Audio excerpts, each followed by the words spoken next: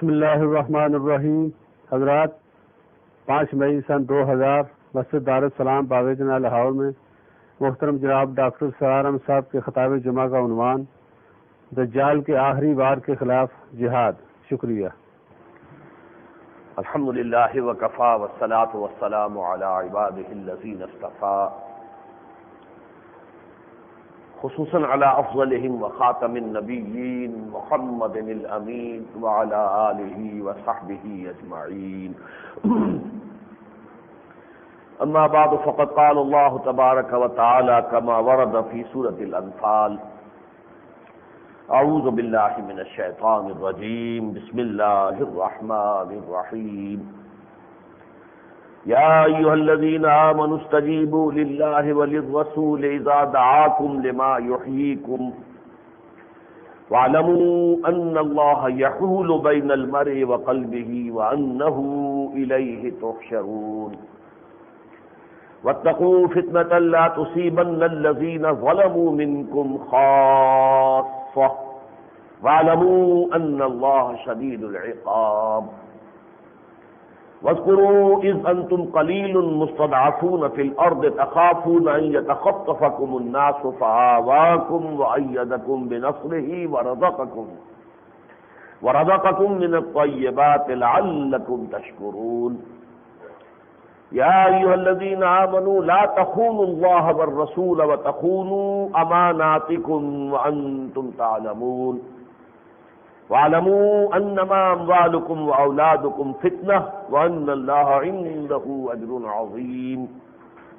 یا ایھا الذین آمنوا ان تتقوا اللہ یجعل لکم فرقانا ویکفر عنکم سیئاتکم ویغفر لکم واللہ ذو الفضل العظیم. صدق اللہ العظیم. رب اشرح لی صدری ویسر لی امری واحلل عقدۃ من لسانی یفقہوا قولی. اللہم ربنا الہمنا رشدنا واعذنا من شرور انفسنا. اللہم ارنا الحق حقا وارزقنا اتباعہ وارنا الباطل باطلا وارزقنا اجتنابہ. اللہم وفقنا لما تحب وترضى. آمین یا رب العالمین. آپ حضرات کو یاد ہوگا کہ پچھلے جمعے میں میری گفتگو کا موضوع یہ تھا کہ اس وقت جو عالمی سطح پر دجالی فتنہ ہے، یعنی یک چشمی دجالی تہذیب جو پوری دنیا کو اپنے حیطہ اقتدار میں لینے کے لیے اب آخری اقدام کر رہی ہے، اس کا جو آخری حملہ ہو رہا ہے وہ عالم انسانیت بالعموم اور عالم اسلام بالخصوص میں جو بنیادی سماجی اقدار ہیں، شرم و حیا، کچھ خاندانی اقدار، خاندانی نظام، ان تمام چیزوں کو ختم کرنے کے در پہ ہے. اس حوالے سے جیسا کہ اس سے پہلے بھی میں نے عرض کیا تھا، میں اسے یک چشمی تہذیب کیوں کہتا ہوں؟ اس لیے کہ اللہ تعالیٰ نے جیسے ہمیں 2 آنکھیں دی ہیں، اسی طرح ہمیں 2 ذرائع علم سے نوازا ہے. ایک ذریعہ علم ہے انسانی سطح پر اکتسابی علم، ایکوائرڈ نالج. وہ ہم آنکھوں سے دیکھتے ہیں، کانوں سے سنتے ہیں، اپنے دماغ کے کمپیوٹر سے پروسیس کرتے ہیں، نتیجے نکالتے ہیں، پھر اس نتیجے کو ویریفائی کرتے ہیں اپنے کسی ایکسپیریمنٹ میں. جب ویریفائی ہو گیا تو اسے پلے باندھ دیتے ہیں کہ ہم ایک چیز معلوم ہو گئی. پھر اگلا قدم، پھر اور آبزرویشن، پھر اور اس سے انفر کرنا. اس طریقے سے انسانی علم بڑھتا چلا جا رہا ہے. یہ در حقیقت علم الاسماء جو کہ حضرت آدم کو آغاز ہی میں دے دیے گئے تھے پوٹینشلی بالقوہ، یہ ان کی ایکسفولیشن ہو رہی ہے. سارا جو سائنٹیفک نالج ہے، جتنے سائنسی اکتشافات ہیں، جتنی سائنسی ایجادات ہیں، جتنا بھی اس جو نیچر کی فورسز ہیں ان کو ایکسپلائٹ کرنے کا، انہیں استعمال کرنے کے لیے جو ٹیکنالوجی ڈیولپ ہوئی ہے، یہ سب اس شعبہ علم سے ہے. یہ ایک آنکھ ہے جو اللہ نے عطا کی. دوسری آنکھ اللہ نے عطا کی تھی فَإِمَّا يَأْتِيَنَّكُم مِّنِّي هُدًى فَمَن تَبِعَ هُدَايَ فَلَا خَوْفٌ عَلَيْهِمْ وَلَا هُمْ يَحْزَنُونَ۔ وہی کے ذریعے سے ہم تمہیں ہدایت دیتے رہیں گے، یہ کرو یہ نہ کرو، دیکھو اس کے کرنے میں خرابی ہے، اس کے کرنے میں فائدہ ہے۔ تو جو بھی اس ہدایت کی پیروی کریں گے انہیں کوئی اندیشہ نہیں ہوگا، کوئی خوف نہیں ہوگا، کوئی حزن نہیں ہوگا۔ لیکن جو ہماری ان بھیجی ہوئی وحی کے ذریعے سے بھیجی ہوئی تعلیمات کا انکار کریں گے، ان کے لیے پھر عذاب ہم نے جہنم کا تیار کیا ہے آخرت میں، اور دنیا میں وہ ٹھوکریں کھائیں گے، بھٹکیں گے دائیں سے بائیں، افراط و تفریط کے دھکے۔ تو یہ دو آنکھیں تھیں۔ یورپ میں جیسا کہ میں تفصیل سے دو مواقع پر عرض کر چکا ہوں حال ہی میں، بعض اسباب کی بنا پر جب وہ ڈارک ایجز سے یورپ نکلا، اور اس کے لیے وہ مرہون منت ہے مسلمانوں کا، لیکن یہ کہ اس کے بعد دو اسباب سے رد عمل کی شدت پیدا ہوئی اور انسان نے ایک آنکھ بند کر لی، وہی سے ہمیں کوئی ہدایت نہیں لینی، مذہب کا معاملہ علیحدہ رکھو،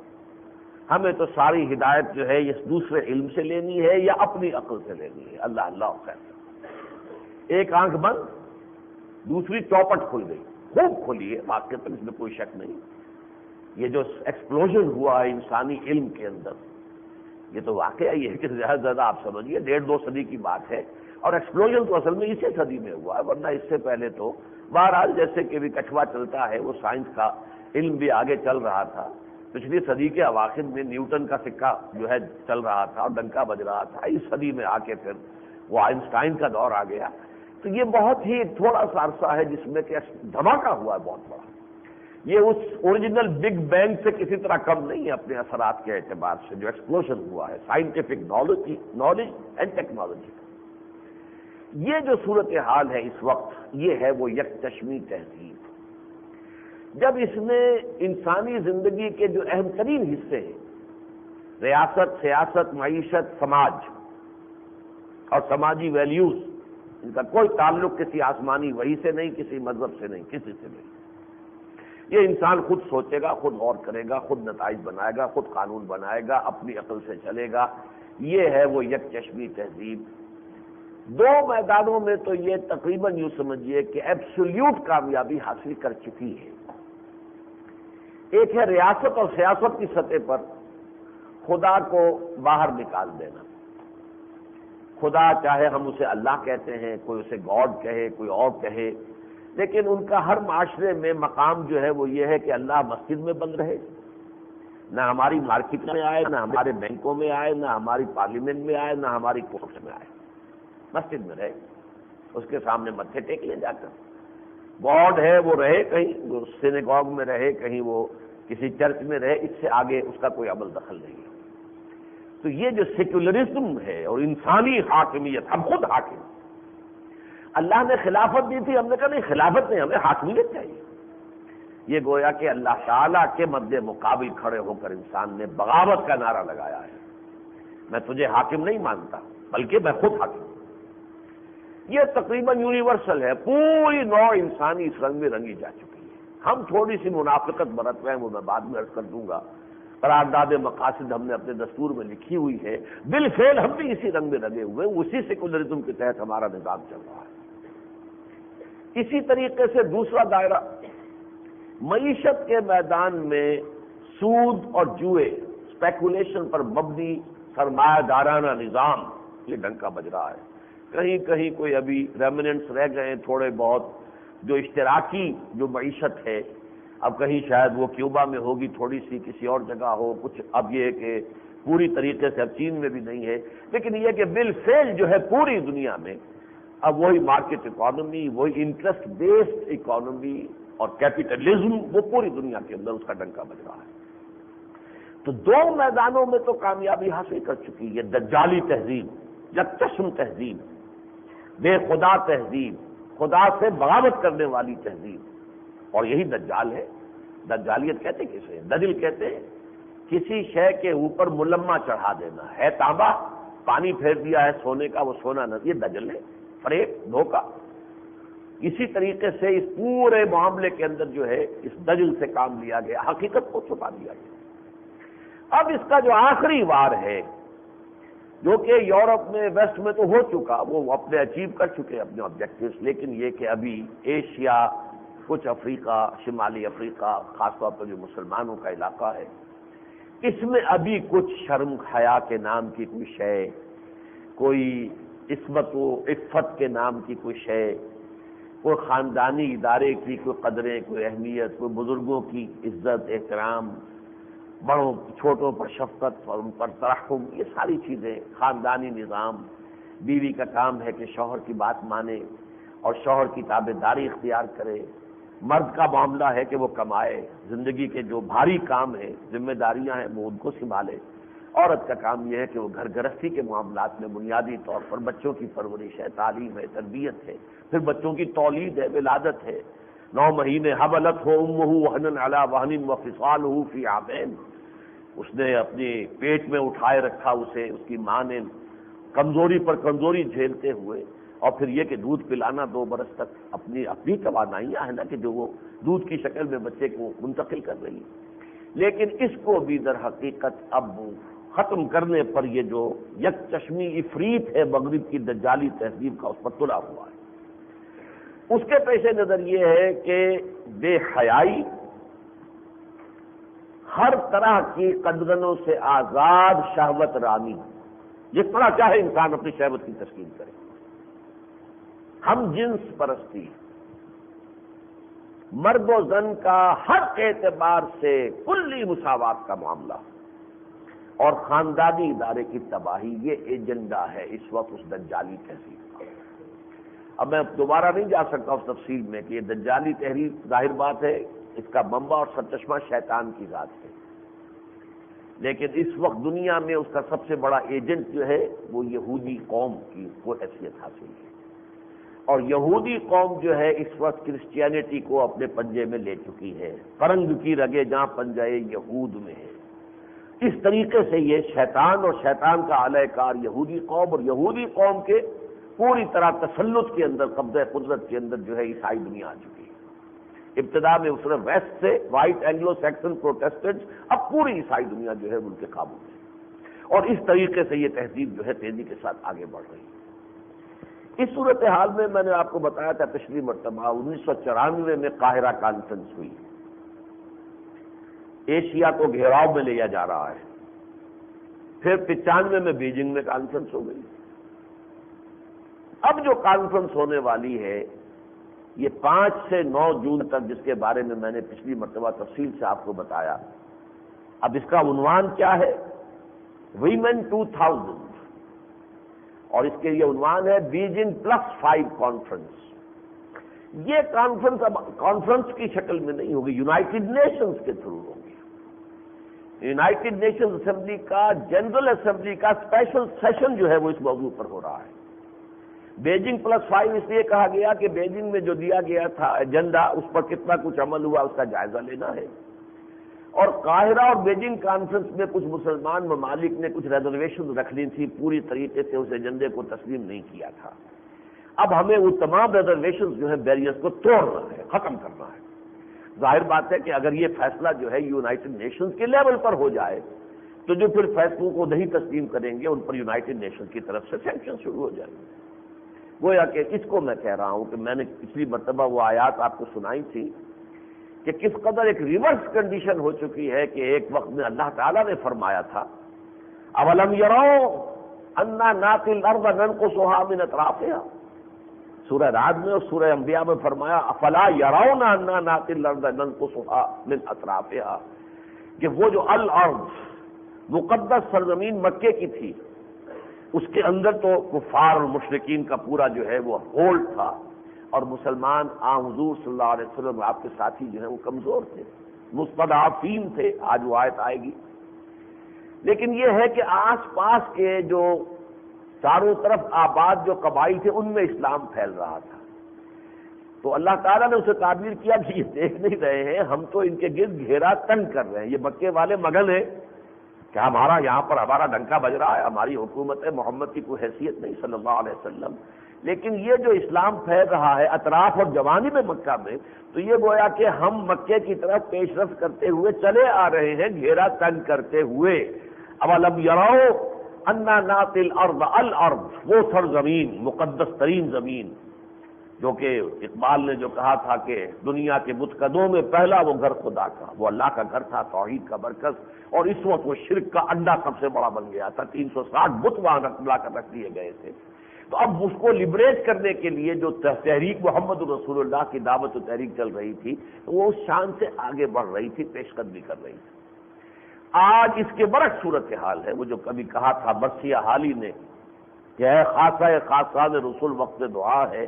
امت پہ تیری آ کے جب وقت پڑا ہے، وہ دی جو بڑی شان سے نکلا تھا وطن سے، پردیس میں وہ آج غریب الغربا ہے۔ آج وہ جو کفر ہے وہ گھیرا تنگ کر رہا ہے، شیطانی اور دجالی تہذیب جو ہے وہ گھیرا تنگ کرتے ہوئے اب جو بھی ان ممالک میں جہاں مسلمان آباد ہے، کچھ تھوڑی بہت شرم و حیا، کوئی عصمت و عفت کی کوئی اقدار ہیں، کوئی خاندانی کچھ اسٹرکچر ہے، کوئی ویلیوز ہیں، وہ جو ہے اس کو توڑ پھوڑ کر رکھ دینے کے لیے وہ آخری اقدام کر رہا ہے۔ میں نے چیزیں گنوا دی تھی پچھلی مرتبہ، اب بھی بس میں چند منٹوں میں پھر دوبارہ گنوا دیتا ہوں۔ ویسے جو تازہ آیا ہے ندائے خلافت، اس میں ہم نے وہ تحریر شائع کر دی ہے، اس لیے کہ اس کے لیے 20 اپریل کو جو ڈاکومنٹ تیار کیا گیا یونائٹڈ نیشنز میں، جو پریپریٹری ایک جو ہے وہ تیار کیا گیا بیان کہ اس میں کانفرنس میں کیا کرنا ہے، 20 اپریل، اس کے اندر کے وہ سارے جو ہے نکات وہ ہم نے وہ شائع کر دیے ہیں۔ وہ ڈاکومنٹ جو ہے ہمیں مل گیا تھا، امریکہ سے ایک صاحب نے ہمیں وہ انٹرنیٹ پر بھیج دیا، تو اس کو ہم نے شائع بھی کر دیا۔ اس میں جو 5-6 اہم نکات ہیں وہ یہ ہیں۔ نمبر 1، ہومو سیکشولیٹی کو نارمل سیکشول اورینٹیشن قرار دیا جائے، اسے اب نارمل نہ قرار دیا جائے۔ مرد مرد سے جنسی تسکین حاصل کر لے، عورت عورت سے کر لے، اس کو یہ نہ سمجھا جائے کہ گھٹیا کام ہے یا غلط کام ہے یا جرم ہے۔ یہ اورینٹیشن ہے، سیکشول اورینٹیشن ہے۔ کسی شخص کی اورینٹیشن یہ ہے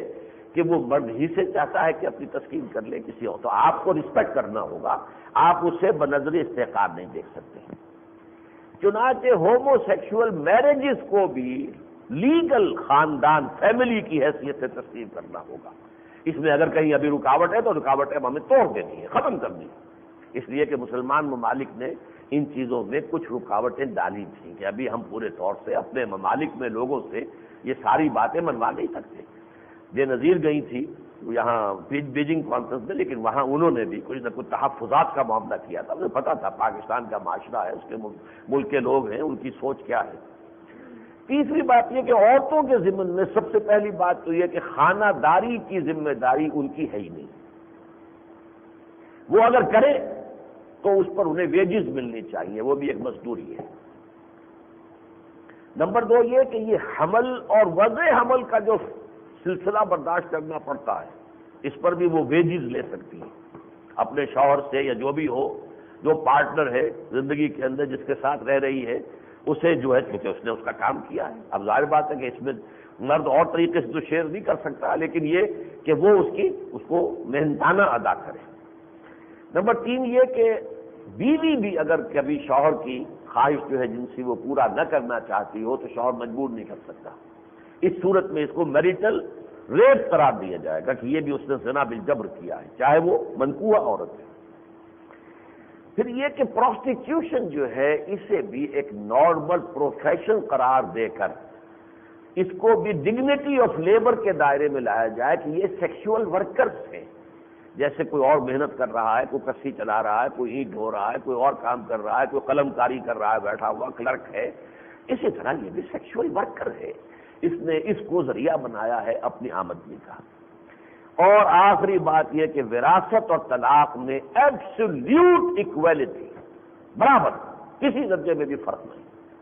گویا کہ اسلام کا قانون وراثت جو ہے اس کی دھجیاں بکھر جائیں گی اگر یہ معاملہ آتا ہے، جہاں پر کہ بیٹے کے لیے حصہ دوہرا ہے بیٹی کے مقابلے۔ یہ صورتحال میں نے آج اس لیے بیان کی ہے، پچھلی مرتبہ تو بیان کر کے میں نے کہا تھا، پھر مرثیہ ہی کہہ سکتے ہیں کہ صورتحال یہ ہے کہ اب حکومت سے کیا کہیں۔ حکومت نے تو خود جو ہے کانفرنس ان سے بھی پہلے کر کے ہیومن رائٹس اور ڈگنیٹی اور اس کے حوالے سے جو باتیں کی ہیں ان کو تو محسوس ہو رہا ہے کہ وہ اسی رخ کے اوپر جا رہے ہیں۔ یہی وجہ ہے کہ اب ویسٹ اپریشیٹ کر رہا ہے موجودہ حکومت کو، پسند کیا جا رہا ہے۔ وال اسٹریٹ جرنل نے بھی ان کے لیے، واشنگٹن پوسٹ نے بھی اداریہ لکھا ہے کہ اب یہ ٹھیک چل رہے ہیں۔ اور ان کی جو روش ہے اس کو انڈورس کیا جا رہا ہے، اس لیے کہ وہ اصل شے کیا ہے؟ اصل شے تو وہ تہذیب ہے، وہ اپنی اس تہذیب کو چاہتے ہیں، جیسا کہ میں نے آپ کو بتایا تھا ہنٹنگٹن نے جو کہا تھا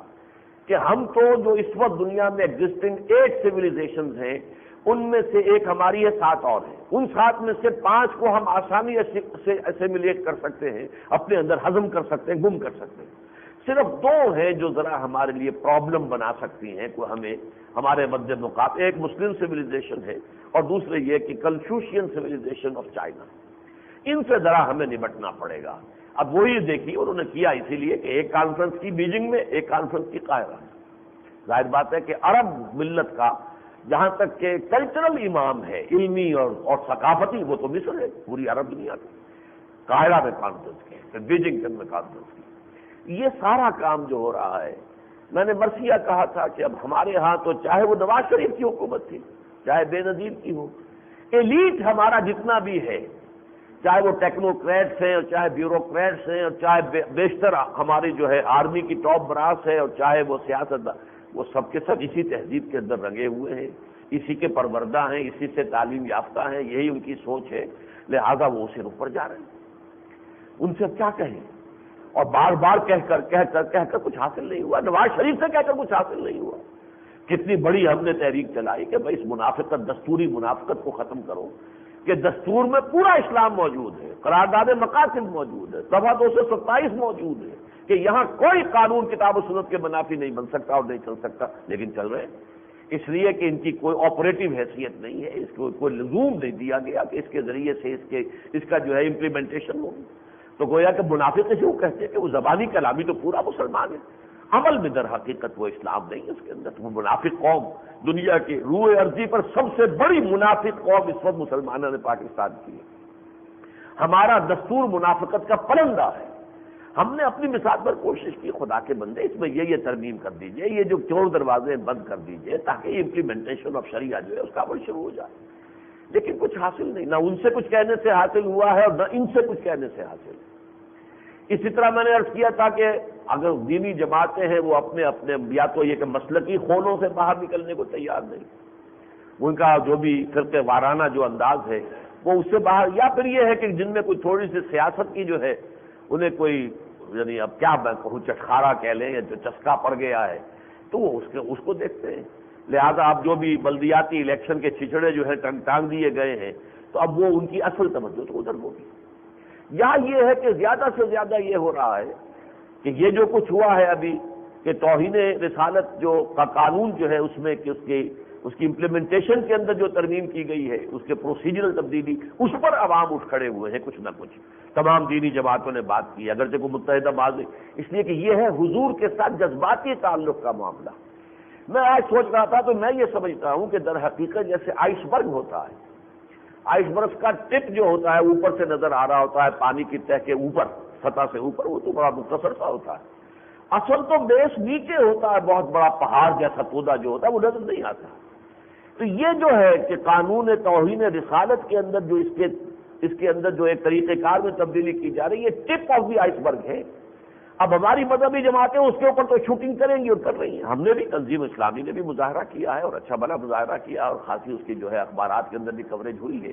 بہرحال ہم اسے غلط سمجھتے ہیں کہ یہ بھی اصل میں اسے سیکولرزم کی طرف جو ہے قدم اٹھانے والی بات ہے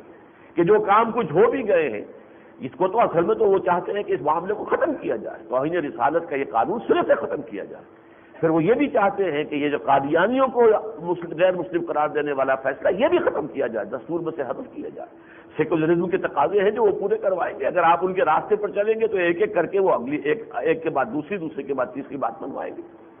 لیکن یہ بھی مجھے محسوس ہو رہا ہے کہ یہ جو نیچے ہے یہ ہمارے عام دینی جماعتوں اور حلقوں کو اس کا اندازہ ہی نہیں ہو رہا ہے کہ یہ اوپر تو آئس برگ کا ٹپ نظر آ رہا ہے، نیچے ہے پودا جس سے کہ ملت کا جہاز ٹکرا کر پانچ ہو جائے گا، اس کی طرف توجہ ہی نہیں ہے۔ یہ کیا تحریک چل رہی ہے؟ یہ قاہرہ کانفرنس کیا تھی؟ یہ بیجنگ کانفرنس کیا تھی؟ یہ ویمن 2000 کانفرنس کیا ہو رہی ہے؟ یونائٹڈ نیشنز کے ذریعے سے اس ایجنڈے کی تکمیل کا پروگرام بن رہا ہے، اس کا تو کسی کی طرف سے کوئی بیان تک نہیں آیا، کوئی کسی کی طرف سے کوئی اس کے اوپر رد عمل نہیں آیا، اس سے کہ ان چیزوں کا احساس ہی نہیں ہے۔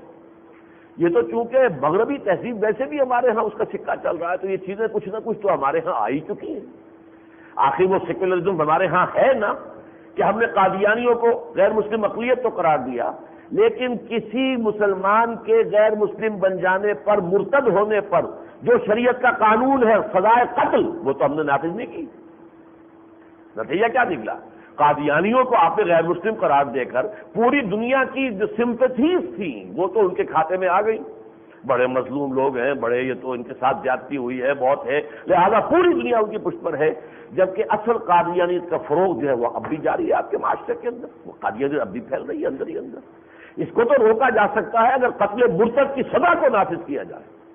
کہ ایک وقت کے لیے ڈکلیئر کر دیا جائے کہ آج سے پہلے جو بھی قادیانی ہے وہ اپنے آپ کو رجسٹر کرا لے غیر مسلم کی حیثیت سے، آج کے بعد کوئی قادیانی ہوا تو وہ مرتد قرار دے کر قتل کیا جائے۔ جب تک یہ قانون نافذ نہیں ہوتا قادیانیت کا فروغ تو جاری رہے گا۔ اسی طرح اسلام کی روح سے کسی مسلمان ملک میں یہ کرسچین مشنریز جو آ کر اپنا کام کر رہی ہیں، جس کا ایک منظر اب دیکھ رہے ہیں دنیا میں، جس طریقے سے انڈونیشیا کے ٹکڑے ہو رہے ہیں، اس سے بکھرے ہو رہے ہیں۔ آپ کو معلوم ہے پاکستان کے 2 لخت ہو جانے کے بعد، کبھی تو وقت تھا کہ پاکستان دنیا میں سب سے بڑا مسلمان ملک تھا، لیکن جب پاکستان 2 لخت ہو گیا تو پھر اب سب سے بڑا مسلمان ملک آبادی کے اعتبار سے دنیا میں وہ انڈونیشیا ہے۔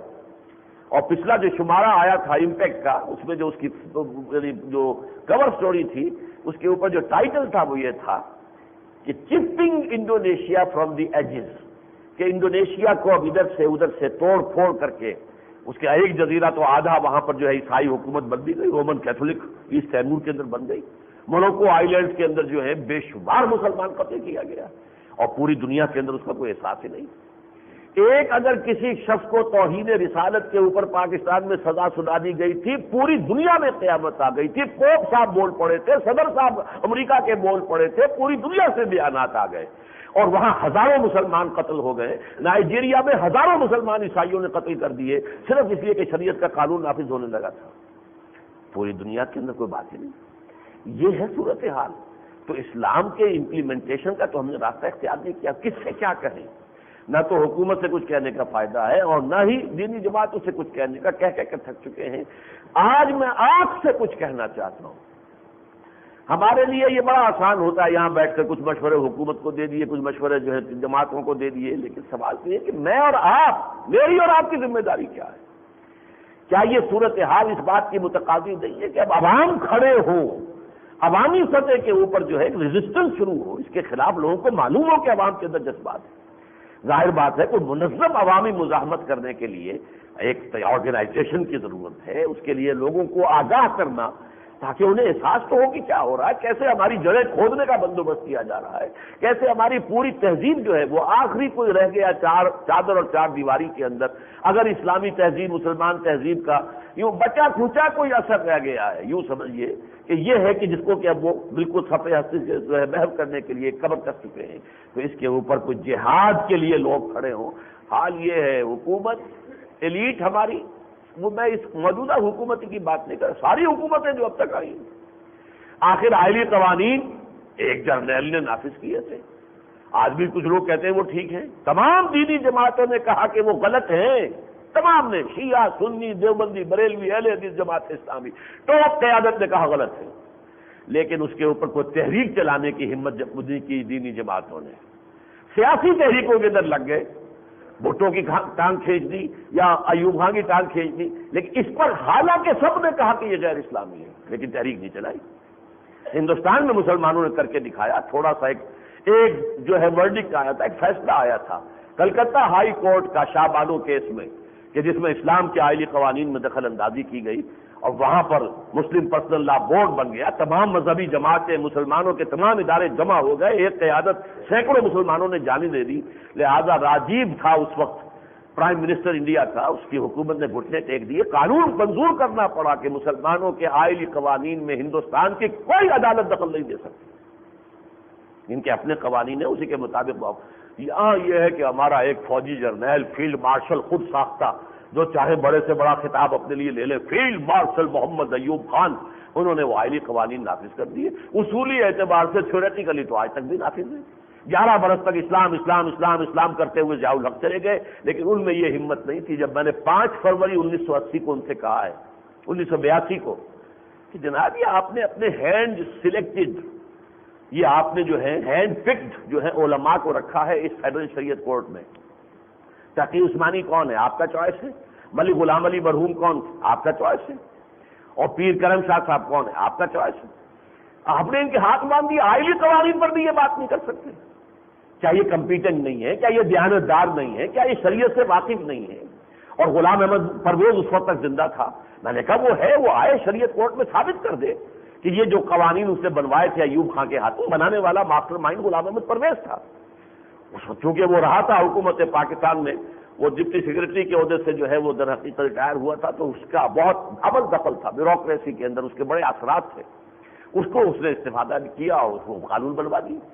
اور اس کے حوالے سے میں نے کہا کہ آپ وہ بھی آ جائے ثابت کر دیں کہ یہ شریعت کے خلاف نہیں ہے، میں خوش، میرا رب خوش۔ لیکن آپ نے کیوں اس کو اپنی بنائی ہوئی کورٹ کے ہاتھ کیوں باندھ دیے؟ ان کا جواب تھا یہ تو ٹھیک ہے، لیکن پھر یہ خواتین کو کون مطمئن کرے گا؟ میں نے کہا یہی اگر آپ کی سوچ کا معیار ہے تو یہ میرا استعفیٰ حاضر ہے، میں آپ کی شورا میں مزید نہیں بیٹھ سکتا۔ یہ سب کا معاملہ ہے، میں اسی لیے اس وقت حکومت کی بات نہیں کر رہا۔ ہمارے ہاں کی پوری رولنگ ایلیٹ، وہ چاہے سیاستدان ہیں، بیوروکریٹس ہیں، ٹیکنوکریٹس ہیں، چاہے وہ آرمی کے اور چاہے کسی اور کا جو بھی ہمارا براس ہے، وہ اس تہذیب کے پروردہ، اسی کے تعلیم دادا، اسی کے تربیت دادا، اسی کی فضا، اسی کی فکر، اسی کی سوچ، اسی کی گود میں پروان چڑھے ہوئے، وہ ادھر جا رہے ہیں۔ اب یہ ہے کہ میرا اور آپ کا فرق کیا ہے؟ ظاہر بات ہے کہ جہاد کے لیے اگر اب بھی ہم کھڑے نہ ہوئے، لیکن جہاد اصل میں ہم نے بنا لیا صرف یہ کہ وہ جہاد کے معنی ہے جنگ، اور جنگ تو کفار سے ہوتی ہے۔ لہذا یہ ہے کہ چچنیا میں ہم نے بھی بہرحال کچھ چندہ کیا تھا، وہ جب ہم مدد تو کرنی چاہیے۔ مسلمان اگر کہیں بھی ہیں وہ اپنی خود اختیاری آزادی کے حصول کی جد و جہد کر رہے ہیں، ٹھیک ہے، جو مدد بھی ہم کر سکتے ہو کریں،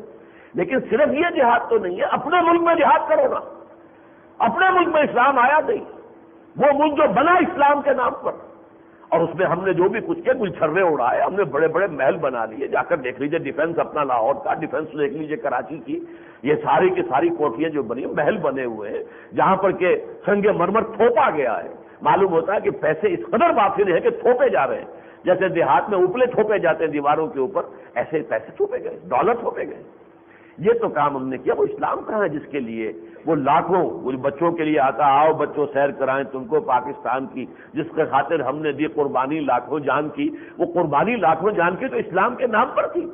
اس کے لیے لوگوں نے ووٹ دیا تھا مسلم لیگ کو، اس کی وجہ سے پھر وہ انتقام کا جو ہے ہدف بنے ہیں، اور ہندوؤں نے جو ہے قتل عام کیا، سکھوں نے کیا ہے، لیکن یہ وہ اسلام تو یہاں نہیں آیا۔ لیکن اب اگر وہ نہیں کر رہے، حکومت نہیں کرتی، دینی جماعتیں، دینی قیادتیں جو ہیں وہ اپنا رخ بدلنے کو تیار نہیں، تو کیا میں اور آپ فارغ ہیں؟ ہماری کوئی ذمہ داری نہیں۔ وہ جہاد جو ہے اس کے حوالے سے میں آج یہ آیتیں آپ کو سنا رہا ہوں۔ یا ایھا الذین آمنوا استجیبوا للہ وللرسول۔ اب میرے مخاطب آج آپ ہیں، نہ حکومت ہے، نہ سیاسی جماعتیں ہیں، نہ دینی جماعتیں ہیں، آپ اہل ایمان لبیک کہو اللہ اور اس کے رسول کی پکار پر۔ اللہ اور اس کے رسول کی پکار کیا ہے؟ ان اقیموا الدین، دین کو قائم کرو۔ لستم علی شیء حتی تقیموا التوراۃ والانجیل وما انزل الیکم من ربکم۔ اہل کتاب تمہاری کوئی حیثیت نہیں ہے جب تک کہ تم قائم نہیں کرتے کتاب کو، تورات کو اور انجیل کو۔ بالکل اسی طرح ہماری کوئی حیثیت اللہ کی نگاہ میں نہیں ہے جب تک کہ ہم قائم نہیں کرتے، نافذ نہیں کرتے قرآن۔ استجیبوا للہ وللرسول اذا دعاکم لما یحییکم۔ جبکہ وہ تمہیں پکارتا ہے، دعوت دے رہا ہے اللہ کا رسول اس شے کے لیے جو تمہیں زندگی عطا کرنے والی ہے۔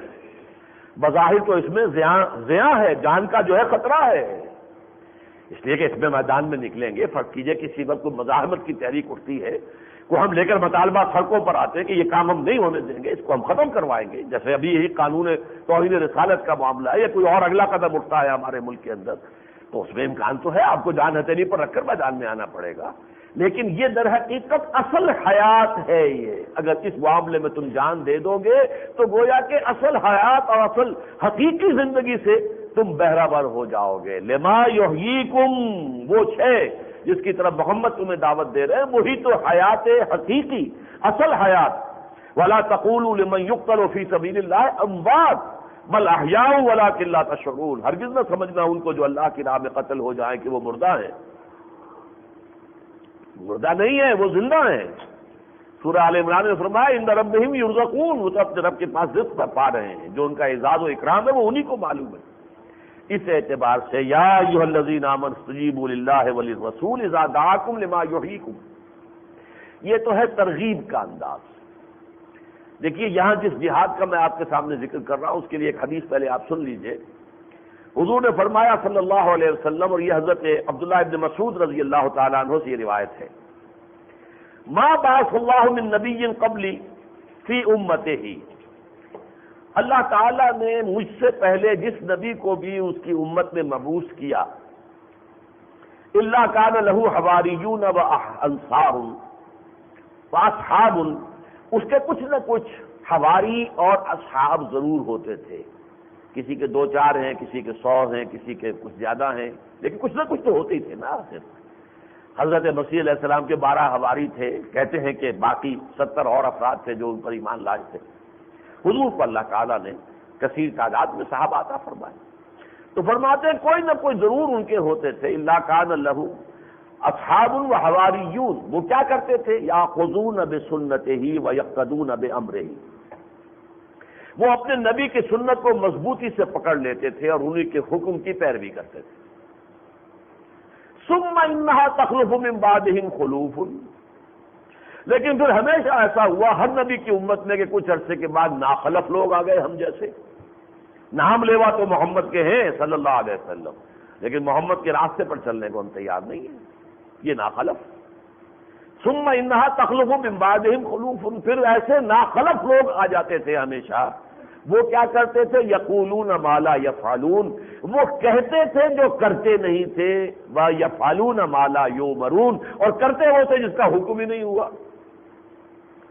جو کہتے تھے کرتے نہیں تھے۔ ہم نے قرارداد مقاصد کہی ہوئی ہے،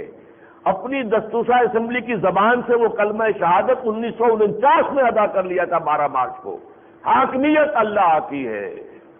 اور جو بھی دستوری خاکہ بنا ہے، no legislation can be done here repugnant to the Quran and the Sunnah, 227 article جو ہے دستور کا موجود ہے۔ تو ہم کہتے تو یہ ہیں، کہتے تو ہم ہیں 9 برس ہو گئے کہ بینک انٹرسٹ حرام ہے، سود ہے، ہماری فیڈرل شریعت کورٹ کا ورڈکٹ آیا، عمل نہیں کرتے اس پر۔ اب اس کو سپریم کورٹ نے بھی جو ہے اس کی تائید کر دی ہے، لیکن عمل تو ابھی بہت دور ہے۔ There is many a slip between the cup and the lip. ابھی تو یہ کہ جو خبر آئی تھی پھر کچھ دب سی گئی ہے خبر کہ اس کے خلاف ایک جو ہے اپیل دائر ہو گئی، اپیل ہو گئی تو گئی 10 سال کے لیے بات، پھر تو اثر نو جو ہے پھر دوبارہ ہیئرنگ کیجئے وہ سارے دلائل، حالانکہ ہیئرنگ کا آخری حق ادا کر دیا تھا فیڈرل شریعت کورٹ نے۔ جسٹس ریٹائر تنزیل الرحمان جو مرحوم نہیں، اللہ تعالیٰ انہیں مزید زندگی دے، ابھی وہ قید حیات ہے، انہوں نے جو بھی کام کیا تھا بڑا ایک یوں سمجھیے کہ تاریخ ساز کام تھا، کہ جہاں تک سماعت کا تعلق تھا، آپ کے ایس ایم ظفر صاحب نے بھی جا کر پورا ایڑی چوٹی کا زور لگایا تھا، لاہور کے ٹاپ کے وکیل، کراچی کے ٹاپ کے وکیل جو ہیں اسحاق صاحب، انہوں نے بھی جا کر، خالد اسحاق صاحب نے وہاں پر بھی زور لگایا کہ نہیں بینک انٹرسٹ ربا نہیں ہے، لیکن ثابت کیا ربا ہے، اور سپریم کورٹ کے جو اپیلیٹ بینچ تھا اسے اپلوڈ کرنا پڑا اس فیصلے کو کہ ٹھیک فیصلہ دیا گیا، یقیناً یہ بھی سود ہے، یوزلی بھی ربا ہے، اور یہ جو انٹرسٹ ہے کمرشل جو انٹرسٹ ہے یا بینک کا انٹرسٹ ہے یہ بھی ربا ہے، لیکن قول ہے عمل نہیں ہے۔ ثم انہا تخلف من بعدہم خلوف یقولون ما لا یفعلون، اسی لیے میں کہتا ہوں کہ دنیا کی سب سے بڑی منافق قوم ہم ہیں۔ کسی اور ملک نے یہ نہیں کہا کہ ہم اللہ کی حاکمیت مانتے ہیں، کسی نے نہیں کہا، کسی دنیا کے دوسرے مسلمان ملک میں ایسی قرارداد موجود نہیں ہے، ایسی شک دستور میں موجود نہیں ہے کہ ہمارا کوئی دعویٰ نہیں ہے حاکمیت کا، حاکمیت صرف اللہ کے لیے، کہیں نہیں ہے، یہ صرف پاکستان ہے، لیکن عمل زیرو ہے، اسی کا نام نفاق ہے۔ اس لیے میں نے کہا تھا نواز شریف سے، یہ منافقت کا پلندہ ہے ہمارا دستور، اس میں یہ رکھنے ہیں، یہ بند کر دو تو یہ ٹھیک ہے، پھر اس کے بعد گاڑی چل پڑے گی، اسلامی قوانین کی یہاں تنفیذ کا آغاز ہو جائے گا۔ تو حضور نے فرمایا جب یہ کیفیت ہو جائے تو اب سنیے، فمن جاہدہم بیدہ فہو مومن،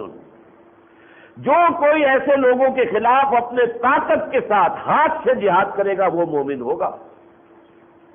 ومن جاہدہم بلسانہ فہو مومن، اور جو اپنی زبان سے جہاد کرے گا وہ مومن ہوگا۔ ومن جاہدہم بقلبہ فہو مومن، تیسرے درجے میں یہ بھی ہے جو دل سے نفرت کرے گا ایسے لوگوں سے وہ بھی مومن ہوگا، لیکن وَلَيْسَ وَرَاءَ ذَلِكَ مِنَ الْإِيمَانِ حَبَّةُ خَرْدَلٍ، اس کے بعد تو ایمان رائی کے دانے کے برابر بھی موجود نہیں ہے۔ اگر آپ کے دل میں نفرت بھی نہیں ہے، کڑن بھی نہیں ہے، رنج اور غم بھی نہیں، کیا ہو رہا ہے؟ میں زندہ ہوں۔ حضرت ابوبکر نے جو فرمایا تھا جبکہ یہ زکوٰۃ دینے سے انکار کیا، اور انہوں نے زکوٰۃ کا انکار نہیں کیا تھا، کہا تھا کہ ہم آپ کو نہیں دیں گے، ہم اپنے طور پر جو ہے اپنے امیروں سے لے کے اپنے غریبوں کو خود تقسیم کر دیں گے، آپ کو نہیں دیں گے۔ اسی پر جہاد کیا۔ اور جب حضرت عمر نے بھی کہا کہ آپ ذرا اس وقت مصلحت کو دیکھیں، 2 محاذ پہلے کھلے ہوئے ہیں، ایک آپ نے جیش اسامہ کو بھی روانہ کر دیا ہے، وہ تو حضور نے چونکہ جیش تیار کیا تھا، ٹھیک ہے آپ کی دلیل، کیا اب میں کیسے اس جیش کو روک دوں جسے کہ حضور نے تیار کر دیا؟ اور دوسرے یہ کہ جو بھی اب نئی نبوت کے دعوے دار بن کر کھڑے ہو گئے وہ تو چٹے مرتد ہیں، ان کے خلاف تو جنگ کرنی ہے، لیکن ان کے ساتھ کچھ سوچیں۔ حکمت کا تقاضا یہ ہے، مصلحت یہ ہے کہ ابھی یہ تیسرا محاذ نہ کھولیں۔ تو میں واقعہ یہ ہے، وہ چونکہ صدیق اکبر ہیں، بعد از نبی بزرگ تو ہی قصہ مختصر، جیسے کہ حضور کی شان یہ ہے کہ بعد از خدا بزرگ تو ہی قصہ مختصر، اس کے لیے اسی طریقے سمجھیے کہ انبیاء کے بعد بزرگ ترین انسان حضرت ابوبکر ہے رضی اللہ تعالیٰ، صدیق اکبر۔ نبوت کے بعد سب سے اونچا رتبہ صدیقیت کا، اور صدیق اکبر حضرت ابوبکر۔ انہوں نے جو کہا تھا ایبدل الدین وانا حی، کیا دین میں ترمیم کی جائے گی جبکہ میں ابھی زندہ ہوں؟ ہمیں کیوں غیرت نہیں آتی؟ ہم زندہ ہیں اور ہماری اقدار جو ہے ان کے ساتھ یہ ہو رہا ہے، ہمارے دین کے ساتھ یہ سلوک ہو رہا ہے، ہماری شریعت کی دھجیاں اڑائی جا رہی ہیں۔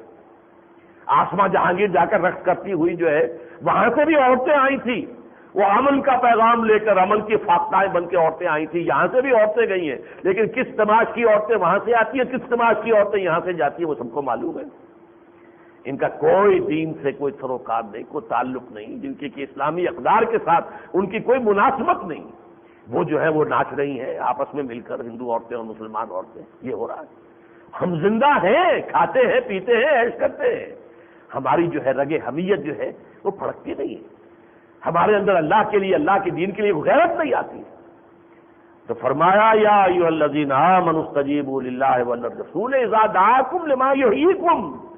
یہ تو ترغیب کا انداز تھا، اب ترہیب کا انداز دو انداز میں آ رہا ہے۔ وَاعْلَمُوا أَنَّ اللَّهَ يَحُولُ بَيْنَ الْمَرْءِ وَقَلْبِهِ، جان رکھو کہ ایک وقت وہ بھی آتا ہے کہ اللہ انسان کے اور اس کے دل کے درمیان حائل ہو جاتا ہے، پھر انسان کے دل میں نیکی کا جذبہ ہی پیدا نہیں ہوتا۔ اللہ کا یہ قانون ہے، ایک وقت تک وہ مہلت دیتا ہے، بھائی ٹھیک ہو جاؤ، صحیح راستے پر آ جاؤ، اللہ کے لیے پکار پر لبیک کہو، سن کر انسنی کرتے رہے، تو ایک وقت آئے گا کہ اللہ تعالیٰ دل پر مہر لگا دے گا، ختم اللہ علی قلوبہم وعلی سمعہم وعلی ابصارہم غشاوہ، یا طبع اللہ علی قلوبہم، یا جیسے کہ فرمایا 7ویں پارے کے آخر میں وَنُقَلِّبُ أَفْئِدَتَهُمْ وَأَبْصَارَهُمْ كَمَا لَمْ يُؤْمِنُوا بِهِ أَوَّلَ مَرَّةٍ، ہم ان کے نگاہیں اور ان کے دلوں کو الٹ دیں گے، پھر نہیں وہ حق کو سمجھیں گے۔ وَاعْلَمُوا أَنَّ اللَّهَ يَحُولُ بَيْنَ الْمَرْءِ وَقَلْبِهِ، اس سے پہلے کہ وہ وقت آ جائے، اپنی حمیت کو جگاؤ، ہوش میں آؤ۔ وَأَنَّهُ إِلَيْهِ تُحْشَرُونَ، اور دیکھو تمہیں اسی کی طرف جمع کر دیا جائے گا، کوئی جائے فرار نہیں ہے، کہیں پناہ نہیں ہوگی۔ اور دوسری بات وَاتَّقُوا فِتْنَةً لَا تُصِيبَنَّ الَّذِينَ ظَلَمُوا مِنكُمْ خَاصَّةً، ڈرو اس عذاب سے کہ جب آئے گا تو صرف گناہگاروں کو اپنی لپیٹ میں نہیں لے گا، گندم کے ساتھ گھل پسے گا۔ اس کی جو ہے زیادہ تشریح جو ہے وہ در حقیقت سورہ اعراف میں آئی ہے، کہ سورہ اعراف میں فرمایا گیا کہ ایک قوم جو آباد تھی یہود کی، وہ ساحل سمندر پر آباد تھے اور مچھلی پکڑنا ان کا پیشہ تھا۔ اصحاب السبت کا قصہ تفصیل کے ساتھ سورہ اعراف میں آیا ہے، ویسے تذکرہ اس کا جو ہے سورہ بقرہ میں بھی ہے۔ اب ہونے یہ لگا کہ وہ ہفتے کے روز ان کے ہاں کیونکہ بندش تھی، تو مچھلیوں کو بھی احساس ہو گیا، ہفتے کو تو وہ آ رہی ہیں، اٹکیلیاں کر رہی ہیں، یہ بیچارے ہاتھ باندھے ہوئے پکڑ تو سکتے نہیں، دیکھ رہے ہیں ٹک ٹک دیدم دم نہ کشیدم، اور اس کے بعد وہ ڈیپ سیز میں چلی جاتی تھی، گہرے پانی میں۔ اب ان کو پکڑے کیسے؟ ہوتے ہوتے پھر قوم 3 حصوں میں بٹ گئی، ایک نے اس قانون کو توڑا، ایک وہ ہے کہ جو توڑ تو نہیں رہا تھا لیکن روک بھی نہیں رہا تھا، ایک وہ تھے کہ جو خود بھی بچے ہوئے تھے، روک بھی رہے تھے۔ تو جو لوگ خود بچے ہوئے تھے لیکن روک نہیں رہے تھے، وہ ان روکنے والوں سے انہوں نے کہا لما تعظون قوما اللہ مہلکہم او معذبہم عذابا شدیدا، کیا ہو گیا، تم کیوں اپنے آپ کو ہلکان کر رہے ہو؟ یہ تو اب اللہ کی شریعت پہ حکم کو توڑنے پر تل گئے ہیں، یہ باز آنے والے نہیں ہیں، اپنے آپ کو ہلکان نہ کرو، اب تو ان پر اللہ کا شدید عذاب آ کر رہے گا۔ انہوں نے جواباً یہ کہا قالوا معذرۃ الی ربکم ولعلہم یتقون، ان کا ہم اللہ کے ہاں تو کہہ سکیں گے اللہ ہم روکتے رہے، انہوں نے نہیں مانا، معذرت تو پیش کر سکیں گے، اور کیا پتا تم کیسے کہہ سکتے ہو، شاید کسی کے دل میں تقویٰ پیدا ہو ہی جائے، ہم کیسے یقین سے کہہ سکتے ہیں کہ ان میں سے کوئی نہیں مانے گا، ایک بھی مان لے وہ بھی نفع کا سودا ہے۔ لا یہدی اللہ بک رجلا واحدا خیر لک من حمر النعم، حضور نے فرمایا حضرت علی سے کہ تمہارے ذریعے سے اللہ ایک انسان کو بھی ہدایت دے دے تو تمہارے لیے سرخ اونٹوں سے بڑی دولت ہے، تو لعلہم یتقون۔ اس کے بعد کی آیت ہے فلما نسوا ما ذکروا بہ، جب انہوں نے نظر انداز کر دیا جو بھی نصیحت انہیں کی جا رہی تھی، انجینا الذین ینہون عن السوء، ہم نے ان لوگوں کو بچا لیا جو برائی سے روکتے رہے تھے، ان کو بچایا صرف، باقی وہ لوگ کہ جو غلط کام کر رہے تھے وہ بھی، اور وہ لوگ بھی کہ جو اگرچہ خود گناہ نہیں کر رہے تھے لیکن گناہ کرنے والوں کو روک نہیں رہے تھے، ان سب پر عذاب آیا۔ وَأَخَذْنَا الَّذِينَ ظَلَمُوا بِعَذَابٍ بَئِيسٍ بِمَا كَانُوا يَفْسُقُونَ، لہذا بچتے وہ لوگ ہیں جو نہی عن المنکر کا فریضہ سر انجام دیتے رہے، اپنی امکانی حد تک لوگوں کو روکتے رہے، ریزسٹنس جو ہے اس کے لیے کھڑے ہو جائیں، راستہ روک کر، ٹھیک ہے جان جاتی ہے جائے، جان دی ہوئی اسی کی تھی، اب تو یہ ہے کہ حق ادا نہ ہوا، لیکن یہ ہے کہ اس کے لیے ضرورت ہے کہ لوگ جمع ہوں، کھڑے ہوں، منظم ہوں، دو چار سے تو بات نہیں بنے گی، دو چار کو پکڑ کے وہ آج جیل میں ڈال دیں اس سے تو کوئی بات نہیں بنے گی، ہزاروں آدمی نکلیں تو معلوم ہوگا کہ ہاں پوری دنیا میں بھی خبریں آئیں گی، دنیا کے اندر بھی یہاں پر بھی اس کا جو ہے کوئی اثر محسوس ہوگا، وہ آدمی نکلیں اور وہ آ کر کھڑے ہو جائیں کہ اب یہ ہم نہیں ہونے دیں گے، ایبدل الدین وانا حی، ہمارے ہوتے ہوئے ہمارے جیتے جی اب یہ کام نہیں ہوگا۔ واتقوا فتنة لا تصيبن الذين ظلموا منكم خاصة واعلموا ان اللہ شدید العقاب، اور جان لو کہ اللہ تعالیٰ سزا دینے میں بھی بہت سخت ہے، وہ رحیم بھی ہے، ودود بھی ہے، غفور بھی ہے، سب کچھ ہے، لیکن شدید العقاب بھی ہے، ذو انتقام بھی ہے، انتقام لینے والا، شدید عذاب دینے والا بھی ہے۔ اس کے بعد کی آیت جو ہے وہ خاص طور پر میرے اور آپ کے لیے، پاکستان کے عام لوگ اور خاص طور پر وہ لوگ کہ جو پاکستان آئے ہیں ہندوستان سے ہجرت کر کے، ان کے لیے، ویسے تو یہ پورے ہندوستان کے اندر جو صورت تھی اس پر یہ آیت جو ہے منطبق ہوتی ہے۔ وَاذْكُرُوا إِذْ أَنْتُمْ قَلِيلٌ مُسْتَضْعَفُونَ فِي الْأَرْضِ، اس کو خطاب کیا جا رہا ہے مہاجرین کو، یاد کرو ذرا وہ دن جب کہ تم کم تھے، اقلیت میں تھے، تھوڑے سے تھے مکے میں، اور تمہیں دبایا ہوا تھا مشرکین مکہ نے، کفار مکہ نے، تخافون ان یتخطفکم الناس، اور تمہیں اندیشہ تھا کہ لوگ تمہیں اچک لے جائیں گے، جس طرح چاہیں وہ تمہارے ساتھ سلوک کریں گے، فآواکم، تو دیکھو اللہ نے تمہارے لیے پناہ کی جگہ بنا دیا اس مدینے کو، یثرب کو مدینۃ النبی بنا دیا، وأیدکم بنصرہ، اور تمہاری مدد کی اپنی نصرت کے ذریعے سے، وَرَزَقَكُم مِّنَ الطَّيِّبَاتِ، اور تمہیں بہترین پاکیزہ رزق عطا فرمایا، لعلکم تشکرون، تاکہ تم شکر کرو۔ اس آیت میں پاکستان موومنٹ کی پوری تاریخ موجود ہے۔ لَقَدْ أَنزَلْنَا إِلَيْكُمُ الْكِتَابَ فِيهِ ذِكْرُكُمْ، قرآن مجید میں جیسا کہ حدیث میں آتا ہے کہ حضور نے فرمایا کہ یہ قرآن وہ شے ہے کہ اس میں تم سے پہلے لوگوں کی خبریں بھی ہیں اور تم سے بعد میں آنے والوں کے حالات کی خبریں بھی ہیں، تو قرآن مجید کے اندر تو وہ ساری چیزیں موجود ہیں۔ آج آپ اپنی تصویر دیکھ سکتے ہیں آئینہ قرآنی کے اندر۔ دیکھیے پاکستان کیوں بنا تھا؟ ہندوستان میں مسلمان اقلیت میں تھے، اندیشہ یہ تھا کہ ہندو جو ہے ایکسپلائٹ کرے گا، ہندو اپنی تہذیب جو ہے مسلط کر دے گا، ہندو ہمیں شدی بھی کرنے کی کوشش کرے گا۔ شدی کی تحریکیں شروع ہو چکی تھیں، سنگٹھن کا محاذ بن چکا تھا ہندوؤں کا، تو ہم ڈر رہے تھے، ایک فیئر کمپلیکس تھا۔ تخافون یتخطفکم الناس انتم قلیل مستضعفون فی الارض، سرزمین ہند میں تم اقلیت میں تھے، قلیل تھے، ہندو اکثریت میں تھا اور تمہیں دبایا ہوا تھا معاشی طور پر۔ ہندو اس وقت بھی ہم سے بہت اونچا تھا، آگے تھا، تعلیم میں ہم سے آگے تھا، دنیاوی اعتبار سے ہم سے بہت آگے تھا۔ جو مسلم میجورٹی پروونسز ہیں ان میں حال کیا تھا؟ پنجاب کے اندر ہندو جو ہے وہ کہیں غالب تھا مسلمان کے اوپر، وہ معیشت کا سارا نظام اس کے ہاتھ میں، بزنس سارا اس کے ہاتھ میں، کاروبار سارا اس کے ہاتھ میں، یہ تو سارا کا سارا معاشی اعتبار سے جو ہے وہ یہاں کا مسلمان تو کہیں مقابلے میں تھا ہی نہیں ہندو کے۔ یہ معاملہ بنگال میں تھا۔ اس حوالے سے یہ جو ایک خوف تھا، فیئر کمپلیکس، کہ ہندو ہمیں ڈومینیٹ کرے گا ہم پر اور ہم سے بلکہ انتقام لے گا، تخافون یتخطفکم الناس، تو اللہ نے تمہیں پناہ دے دی، 2 خطوں پر مشتمل ملک پاکستان عطا کیا، اور پھر اللہ نے کیسی خوشحالی تمہیں دی، تمہیں طیبات پاکیزہ چیزوں کا رزق عطا فرمایا، خاص اپنی نصرت سے تمہاری تائید کی، سن 65 میں کیسے بچایا تمہیں، سن 71 میں بھی مغربی پاکستان کو بچایا ہے، ورنہ واقعہ یہ کہ ہماری حیثیت بھارت کے مقابلے میں کچھ نہیں رہی تھی۔ فال آف ڈھاکہ کے بعد ہمارا مورال پاتال میں، ان کا مورال آسمان پر پہنچ چکا تھا، اور پوری قوت کو جمع کر کے وہ مغربی محاذ پر لاتے، چند دن کی بات تھی۔ ہمارے ڈیفنس ٹوٹ چکے تھے، راجستھان سینٹرل کے اندر سیکٹر میں اس کی پیش قدمی جاری تھی، سیالکوٹ سیکٹر میں پیش قدمی جاری تھی، لے دے کے سلیمان کی ایڈورس کے اوپر ٹکا خان صاحب بیٹھے ہوئے تھے ٹاسک فورس لے کر، ہماری ایئر فورس مفلوج کر دی تھی انہوں نے۔ اب آخری قسم کے جو ہیں وہ ہیلی کاپٹر اس زمانے میں دے دیے تھے انہوں نے، روسیوں نے بھارت کو، ہمارے جہاز کو کماڑی ہماری بندرگاہ میں آ کر وہ ہٹ کر گئے۔ یہ حالات اللہ نے پھر بھی بچایا، کم سے کم مغربی پاکستان کو بچایا، مشرقی پاکستان بھی چلیے ہم سے علیحدہ ہوا، بہرحال ایک مسلمان اکثریتی ملک ہے، چاہے اس وقت وہ فی الوقت تو صورت یہی ہے تابع محمل ہے وہ بھی بھارت کا، یوں سمجھیے جیسے نیپال ہے، نیپال سے 4-5 گنا بڑا وہ ملک ہے، اللہ خیر صلی اللہ، اس سے زیادہ اس کی حیثیت نہیں ہے۔ اور وہی حیثیت جیسا کہ میں نے 31 مارچ کو عرض کیا تھا کہ اب جو امریکہ کی پالیسی ہے وہ یہ ہے کہ یہی حیثیت پاکستان کی ہو جانی چاہیے بھارت کے مقابلے میں، آپ 10 گنا بڑے نیپال ہو جائیں بس، اور کیا ہے، اس کے علاوہ آپ کا کوئی اسٹیٹس نہیں۔ لیکن فرمایا کہ ہم نے تمہیں پناہ دی، جگہ دی، رزق دیا تاکہ تم شکر کرو،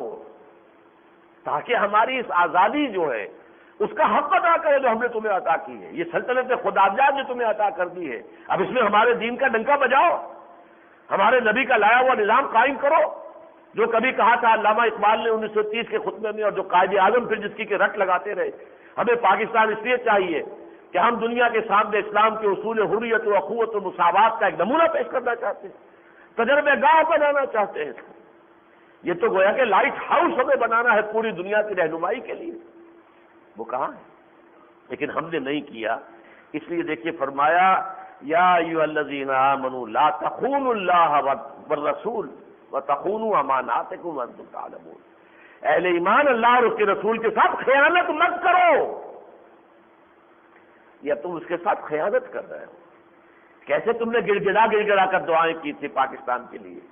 اے اللہ ہمیں ہندو اور انگریز کی دوہری غلامی سے نجات دے دے، تیرے دین کا بول بالا کریں، تیرے نبی کا لایا ہوا نظام قائم کریں۔ اب وہ اللہ نے دے دی، کہتے ہو سلطنت خدا داد پاکستان، یہ امانت ہے تمہارے پاس اللہ کی، تم نے خیانت کی ہے۔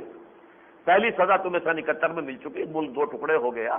93,000 تمہارے قیدی ہندو کے قید میں گئے، تو ان میں 43,000 جو ہے وہ تو ریگولر جو ٹروپس تھے ہمارے، جن سپاہی سے لے کے جرنیل تک، اور وہ ہندو کے POWs کنسنٹریشن کیمپس کے اندر انہیں جو ہے بیڑوں بکریوں کے طریقے پر رکھا گیا۔ یہ حشر ہوا اس قوم کا، کیوں؟ اللہ تعالیٰ کے ساتھ تم نے خیانت کی۔ لا تخونوا اللہ والرسول، خیانت مت کرو اللہ اور اس کے رسول سے، اور اسی طریقے سے آپس میں بھی ایک دوسرے کے ساتھ خیانت نہ کرو۔ لیکن یہ کہ بازی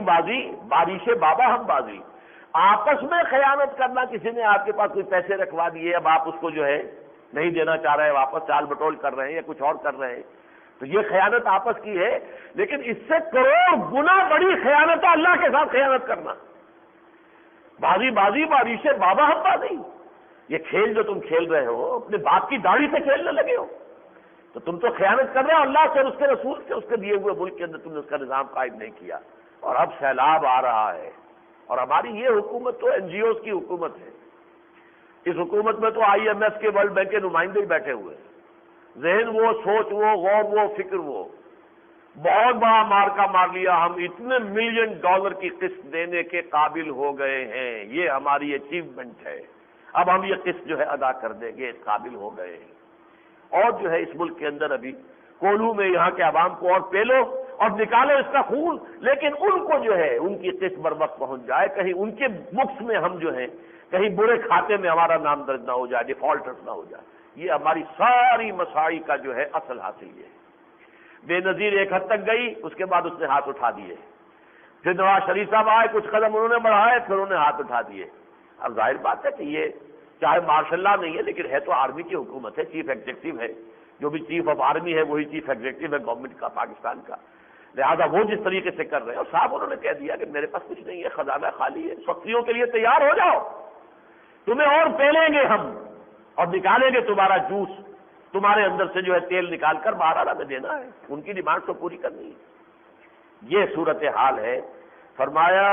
لا تخونوا اللہ والرسول وتخونوا اماناتکم وانتم تعلمون، جانتے بوجھتے یہ خیانت کا معاملہ اللہ کے ساتھ نہ کرو۔ اچھا تمہارے راستے میں رکاوٹ کیا ہے؟ دنیا کا مال اور اپنی اولاد یہی ہے نا جس کی وجہ سے تم اللہ کے راستے میں نکلنے کو تیار نہیں، اللہ کے لیے محنت کرنے کو تیار نہیں، اللہ کے لیے قربانیاں دینے کو تیار نہیں۔ وَاعْلَمُوا أَنَّمَا أَمْوَالُكُمْ وَأَوْلَادُكُمْ فِتْنَةٌ، جان لو تمہارے یہی اموال اور اولاد تمہارے لیے فتنہ ہے، اسی کے ذریعے سے تو اللہ تمہارا امتحان لے رہا ہے، آزما رہا ہے تمہیں۔ آیا ان کی محبت میں گرفتار ہو کر اولاد کو پڑھانے کے لیے تو امریکن اسکول کے اندر داخل کرنا ہے، 10,000 روپے فیس بھی دینی ہے، اور حلال سے حرام سے بائی ہک اور بائی کروک، ظاہر بات ہے کہ وہ رقم تو آپ کو فراہم کرنی ہے، اولاد کو تربیت ہے اس کے حق، اس کا حق کرنا۔ ہمارے ہاں عام آدمی کے لیے تو تعلیم جو ہے بچے کی وہ تقریباً ناممکن الحصول ہو گئی۔ اب تو یہ ایک سب سے بڑا بزنس، یعنی یوں سمجھیے کہ فلرشنگ بزنس اگر اس ملک میں کوئی ہے، ایک زمانے میں جو ہے وہ کنسٹرکشن کا ایک تھا جو ہمارے ہاں چل رہا تھا، لیکن یہ کہ اب تو ظاہر بات ہے کہ وہ جو اس کی ریئل اسٹیٹ کی ویلیو گر رہی ہے، تو اب تو اگر کوئی بزنس ایسا ہے جس میں 100% منافع کا جو ہے یقین ہے تو وہ ایجوکیشن بزنس ہے، اور یہی قوم ہے کہنے کو بھوکی ہے، فیسیں دیتی ہے، بڑی سے بڑی فیسیں دینے کے لیے تیار ہے۔ وَاعْلَمُوا أَنَّمَا أَمْوَالُكُمْ وَأَوْلَادُكُمْ فِتْنَةٌ وَأَنَّ اللَّهَ عِندَهُ أَجْرٌ عَظِيمٌ، اور یہ کہ اللہ ہی کے پاس ہے اجر عظیم، بہت بڑا اجر۔ نہ تمہاری اولاد تمہیں کچھ دے سکے گی، قیامت کے دن یہی کہے گی کہ ہمارے والدین کو بھی جھونکو جہنم میں، ہمیں بچاؤ کسی طریقے سے۔ یوم یفر المرء من اخیہ وامہ وابیہ وصاحبتہ وبنیہ، ہر ایک جو ہے کہے گا کسی طرح میری بیوی کو بھی جھونکو، میرے شوہر کو بھی جھونکو، میرے والدین کو بھی، میرے بھائی بہنوں سب کو مجھے بچو۔ ثم ینجیہ کلا انہا لظی، نہیں نجات نہیں ہوگی، لیکن یہاں تو انہی کے لیے سب کچھ ہو رہا ہے۔ وَاعْلَمُوا أَنَّمَا أَمْوَالُكُمْ وَأَوْلَادُكُمْ فِتْنَةٌ وَأَنَّ اللَّهَ عِندَهُ أَجْرٌ عَظِيمٌ۔ یا ایھا الذین آمنوا ان تتقوا اللہ یجعل لکم فرقانا۔ اب آئی ہے اصل کانٹے کی بات۔ اس کام کے لیے جو آج میں کہہ رہا ہوں، کسی وقت جوش میں آ کر میدان میں آ کر گریبان کھول کر گولی کھا لینا آسان ہے، لیکن اس کی شرط اول یہ کہ پہلے خود تقویٰ کی روش اختیار کرو۔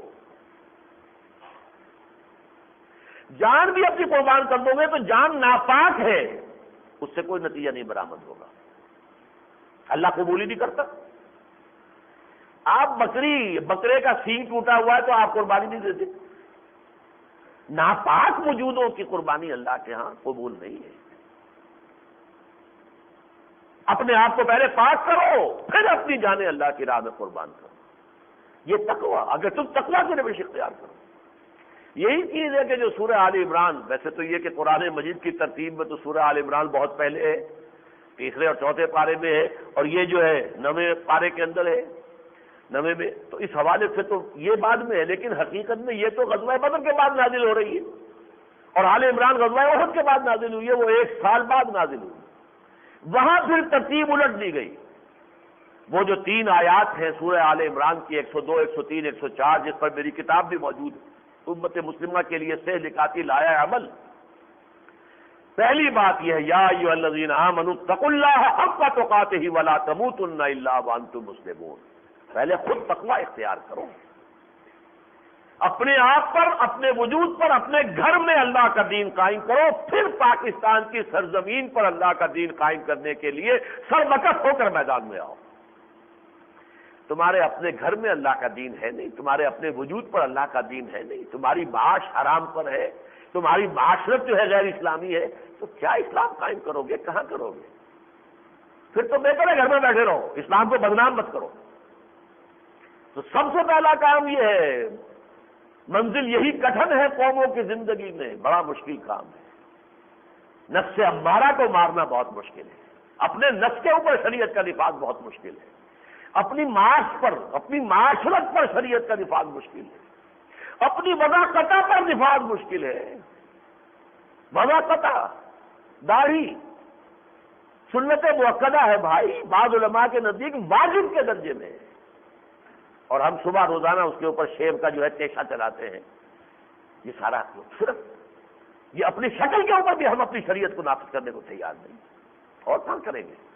کس طرح کریں گے؟ تو اپنے وجود پر اللہ کے دین کو قائم کرو، اللہ اور اس کے رسول کے احکام، فرائض بھی اور سنتیں بھی۔ اپنے گھر میں تمہاری معاش، تمہاری معیشت، تمہاری معاشرت،